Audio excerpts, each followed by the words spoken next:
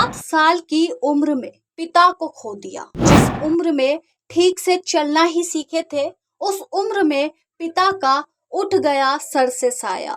दुखों का पहाड़ तो था ही, लेकिन जिम्मेदारी का पहाड़ ज्यादा ऊंचा दिख रहा था। जुल्म के खिलाफ आवाज भी उठानी थी, पिता की मौत का बदला भी लेना था।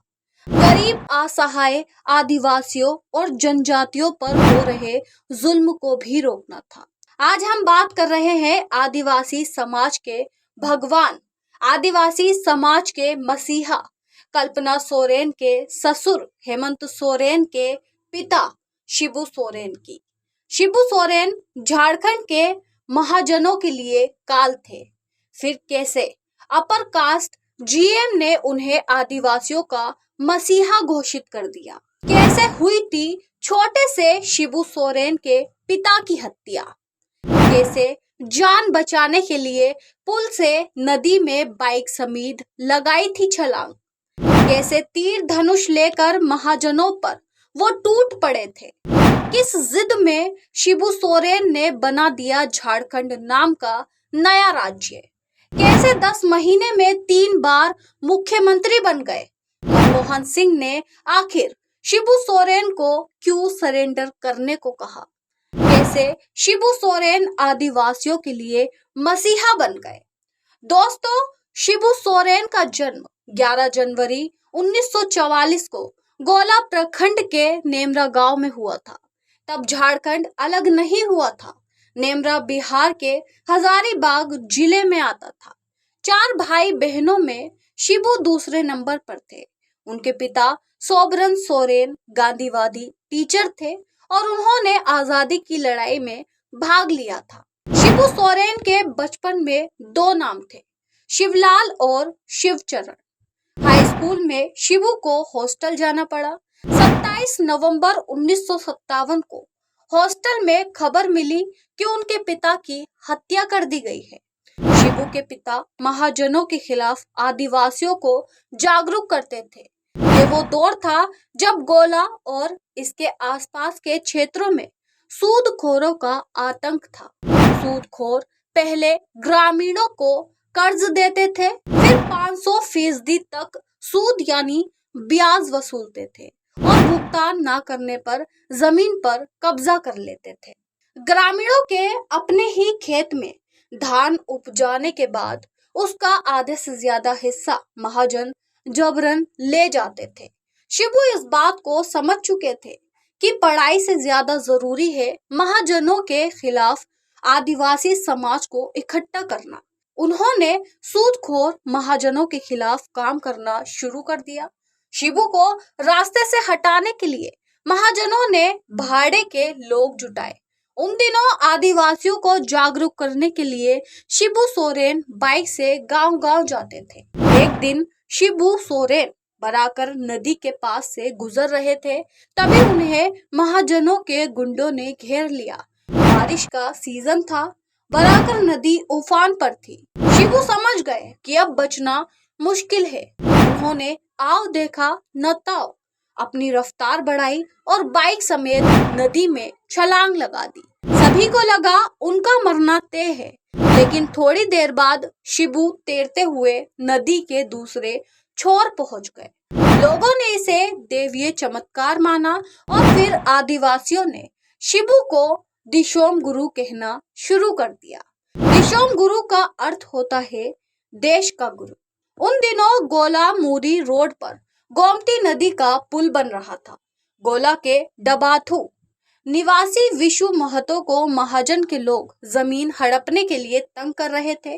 शिबू ने तय किया कि वे विशु की मदद करेंगे।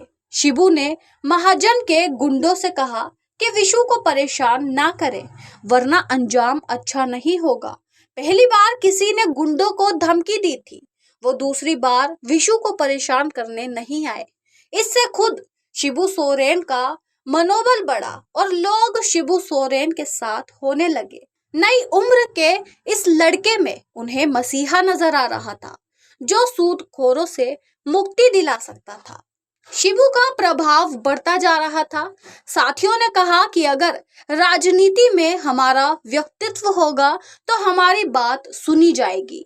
तय हुआ कि शिबू सोरेन चुनाव लड़ेंगे। शिबू ने बरलंगा पंचायत के मुखिया के चुनाव के लिए पर्चा भरा।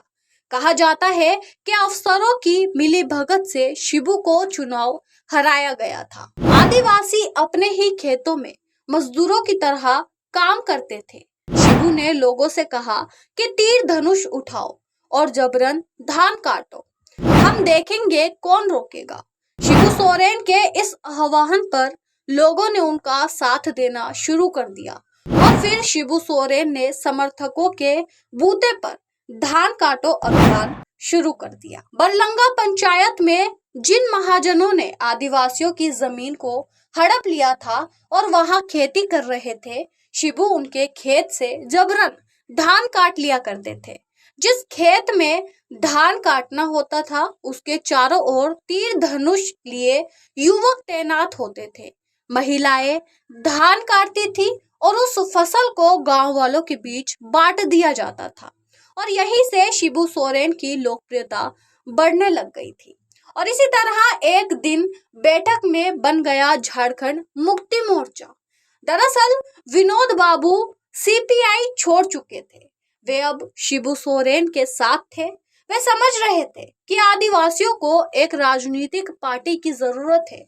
ऐसे ही एक दिन 4 फरवरी 1972 को धनबाद में शिबू सोरेन और साथियों ने विनोद बाबू के धनबाद स्थित आवास पर बैठक की और इस बैठक में शिबू सोरेन, विनोद बाबू, ए.के. राय, प्रेम प्रकाश हेमत्रम, कतरास के पूर्ण राजा, पूर्णेदु नारायण सिंह, शिव महतो, जादू महतो, शक्तिनाथ महतो, राजकिशोर महतो, गोविंद महतो आदि मौजूद थे।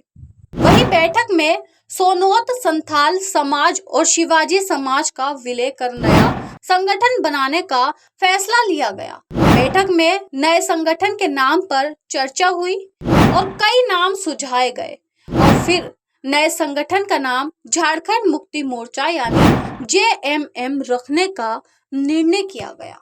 केंद्रीय समिति का गठन किया गया। सभी की सहमति से विनोद बिहारी महतो को अध्यक्ष, शिबू सोरेन को महासचिव और पूर्णेदु नारायण सिंह को उपाध्यक्ष बनाया गया। झारखंड मुक्ति मोर्चा संस्थापक की ओर से उनके नेतृत्व में ये संगठन झारखंड राज्य के निर्माण की लड़ाई में अग्रणी बन गया। उनका उद्देश्य केवल एक अलग राज्य बनाना नहीं था, बल्कि ये सुनिश्चित करना था कि आदिवासी के अधिकार और सम्मान की रक्षा हो। और उनके संघर्ष तथा आंदोलन के कारण 2000 में झारखंड राज्य अस्तित्व में आया। 1973 में जेएमएम की स्थापना रैली के बाद मोर्चा काफी सक्रिय और फेमस हो चुका था। सूदखोरों का धान जबरदस्ती काटने के बाद शिबू के खिलाफ कई केस दर्ज हो चुके थे। पुलिस सरगर्मी से उनकी तलाश कर रही थी। कई जगह छापे मारे जा रहे थे। 4 फरवरी को जेएमएम का स्थापना दिवस आ रहा था। अध्यक्ष विनोद बिहारी जेल में थे। सबको लगा था कि इतने केसों के कारण शिबू सोरेन नहीं आएंगे। इसके बावजूद जेएमएम का स्थापना दिवस मनाना तय हुआ और धनबाद में कार्यक्रम स्थल पर भारी भीड़ जमा हो गई। शिबू को गिरफ्तार करने के लिए चप्पे चप्पे पर पुलिस तैनात की गई।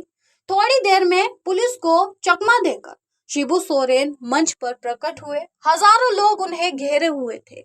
पुलिस मंच तक नहीं पहुंच पा रही थी। पुलिस को लगा कि भाषण के बाद हम शिबू सोरेन को गिरफ्तार कर लेंगे। पुलिस शिबू को खोजती रही, लेकिन वो भाषण के बाद गायब हो गए।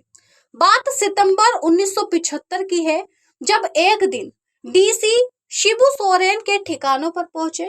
उन्हें बताया गया कि शिबू को कुछ दिन जेल जाना पड़ेगा ताकि चीजों को ठीक किया जा सके।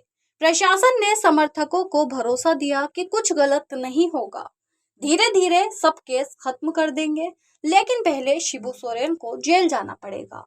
और इस तरह शिबू सोरेन ने सरेंडर किया। कई दिन शिबू और उनके साथी धनबाद जेल में रहे। डीसी खुद उनकी सुविधाओं का ध्यान रख रहे थे और एक दिन शिबू को बोकारो ले जाया गया। वहां शिबू और मुख्यमंत्री जगन्नाथ मिश्र के बीच चर्चा हुई। सीएम ने शिबू सोरेन से कहा कि धीरे धीरे केस हट रहे हैं, आप जमानत के लिए आवेदन कीजिए, प्रशासन विरोध नहीं करेगा, आप जेल से छूट जाएंगे। और इसके कुछ दिन बाद शिबू और उनके साथी जेल से बाहर आ गए। आपको बता दें, शिबू सोरेन ने पहला लोकसभा चुनाव 1977 में लड़ा था, लेकिन उस चुनाव में उन्हें हार मिली थी। वे पहली बार 1980 में लोकसभा सांसद चुने गए।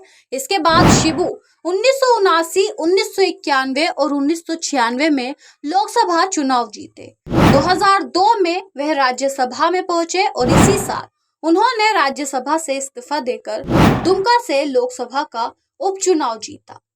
शिबू सोरेन 3 बार झारखंड के मुख्यमंत्री बने, लेकिन 5 साल का कार्यकाल एक बार भी पूरा नहीं कर सके। एक कद्दावर आदिवासी नेता और झारखंड मुक्ति मोर्चा पार्टी के संस्थापक सदस्य, उन्होंने 38 सालों तक झारखंड मुक्ति मोर्चा के अध्यक्ष के रूप में कार्य किया।